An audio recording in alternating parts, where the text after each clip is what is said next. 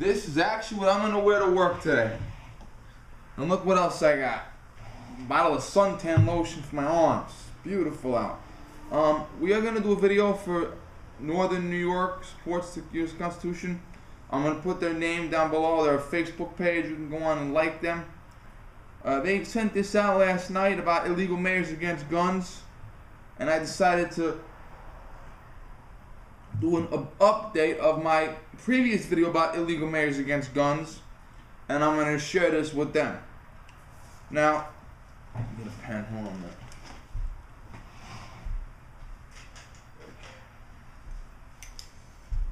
a minute. Okay.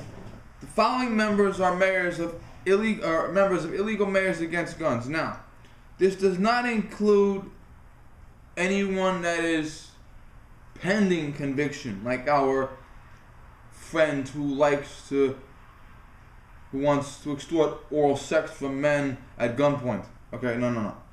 Okay, he hasn't been convicted yet. These are guys that have been convicted, and who knows? Another couple of months, maybe next year, I'll do another updated video. Sheila Dixon, Baltimore, Maryland, convicted of perjury and embezzling funds meant for charity. Richard Corkley, Coaldale, Pennsylvania, convicted of child pornography and bail violations. A bail violation could be anything. You're out on bail and the bail bondsman says, call me at 9 o'clock, and you don't call. That's a bail violation. Bail violation could be anything. You know, when you're out on bail, the bail bondsman, he owns you. You give your constitutional rights to him. Okay? I could have you out on, you could commit a crime, go to jail. You call me, I'm a regular citizen. I give you my money to go out on bail. According to the Supreme Court, I own you. That means if you're not in court, or if I think you're gonna run, I can actually hire a bounty hunter to come get you and bring you back to jail instead of invoking your bail. So bail violation could be anything. Okay, Frank Melton of Jackson, Mississippi, is that it? Jackson, Mississippi, MS? Convicted of violating his own city's gun possession law. Larry Langford, Birmingham, Alabama. See, there are guys in pro-gun states that are anti-gun. I keep telling you that you don't listen to me. Now you listen to me. Convicted of 60 counts of bribery, fraud, and tax evasion. Gary Becker of Racine, Wisconsin. My Ronald Reagan mug. Gary Becker of Racine, Wisconsin. Convicted of attempted child molestation and luring a child for illicit purposes. David Donna, Gutenberg, New Jersey, convicted of extortion and tax fraud. Quam Kilpatrick from Detroit, Michigan. I know I mentioned him once before. Convicted of assault on a police officer and perjury. Pat Ahumada Jr., Brownsville, Texas. They're there. Guys in Texas are anti-gun. You'd be surprised. Arrested 3 times for driving while intoxicated. Roosevelt Dorn, Inglewood, California, pled guilty to public corruption and embezzlement.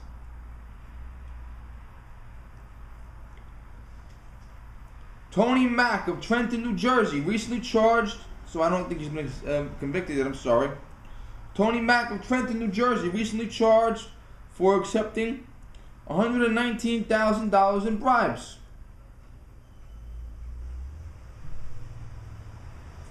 Adam Bradley of White Plains, New York, which is in my county of Westchester. That's our capital city.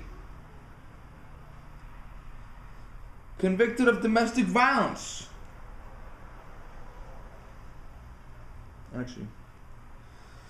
Buddy Cianci, Providence, Rhode Island. Convicted of assault and racketeering. Gordon Jenkins, Monticello, New York, pled guilty on 5 counts of trademark counterfeiting. April Almond, East Haven, Connecticut, arrested and charged with interfering with a police officer. Eddie Perez, Hartford, Connecticut, convicted of bribery and extortion. Will Wynn, Austin, Texas, convicted of assault. Samuel Rivera, Patchdale, New Jersey, convicted of extortion and accepting bribes. Jeremiah Healy, Jersey City, New Jersey, convicted of disorderly conduct and resisting arrest. Now, 1, 2, 3, 4, 5, 6, 7, 8, 9, 10, 11 that I know for a fact are felonies. Violating the city's gun possession law. You know, his carry concealed license could have expired the day before and he forgot to renew it. The city could have had a misdemeanor ordinance, do not bring your gun into the playground. I don't know the exact details. That might have been a felony, might have been a misdemeanor. Okay. Gordon Jenkins, okay. 5 counts of trademark counterfeiting. That's where I'm, for instance, I get a t-shirt and I write Coca-Cola on it and I sell it without their permission. That's a trademark counterfeiting. I don't have permission from Coca-Cola to write their name and sell it. Or I have gym shorts and they're made in Abu Dhabi in the Middle East, and I write Nike on them and try to pass them off as Nike. That's trademark counterfeiting. That might be a felony, might be a misdemeanor. I gotta look it up. Okay. Gordon Jr. Okay, no. Interfering with a police officer. That's stopping a police officer from doing his job. If I see a cop talking to a guy and I say, officer, do you have the time? And the cop goes, wait a minute, I'm busy. That's probably me being stupid.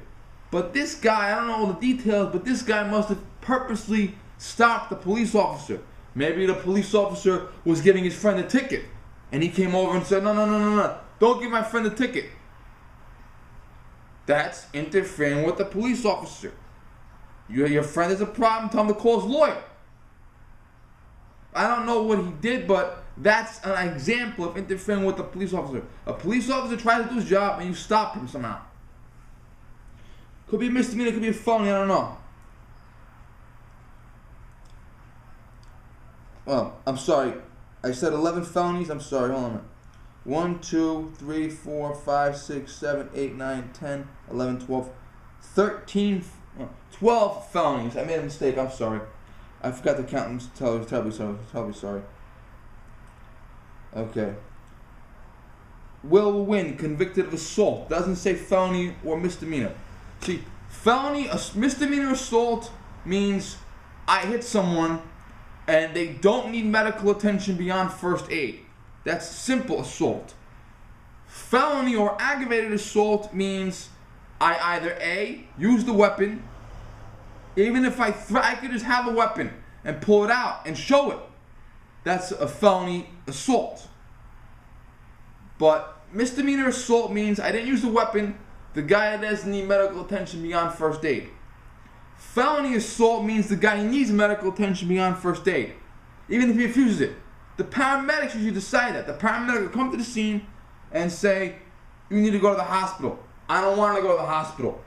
It's still a felony assault because the guy needs medical attention beyond first aid. I don't know if that's felony or misdemeanor, but if you're convicted of assault, should you have a gun? I don't know. I don't think so. Probably not. If you're crazy enough to lose your temper and hit somebody, you might use a weapon on them. I don't know. Disorderly conduct and resisting arrest. Jeremiah Healy. When you resist arrest, that means the cop wants to arrest you and you stop him. You try to run away or something like that. Is it a felony or misdemeanor? Sometimes it's a felony. I gotta look into that. It depends on what state you're in with. It depends on a lot of different factors. Okay.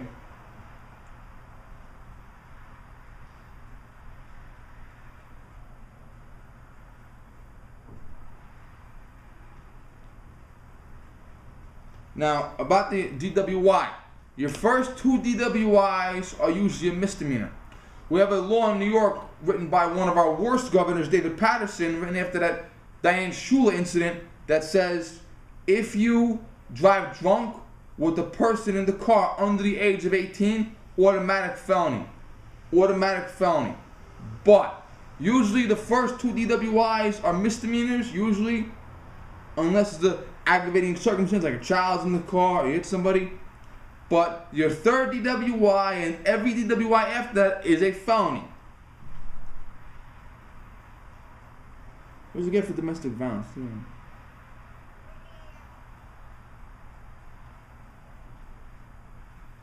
No. Adam Bradley from over here. Domestic violence. Here's the issue. Domestic violence means violence or the threat of violence against a family member, intimate partner, or housemate. We had a guy a few years ago in Westchester County. He called up his ex-wife and threatened her on her telephone answering machine. The ex-wife got the recording, brought it to the police. The judge said, "This is domestic violence.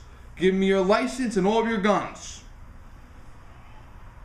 90% of the time, domestic violence is a felony because the victim needs medical attention beyond first aid or the suspect used a weapon.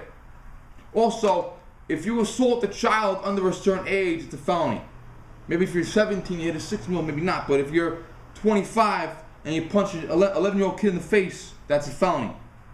Adult versus child, usually a felony, usually.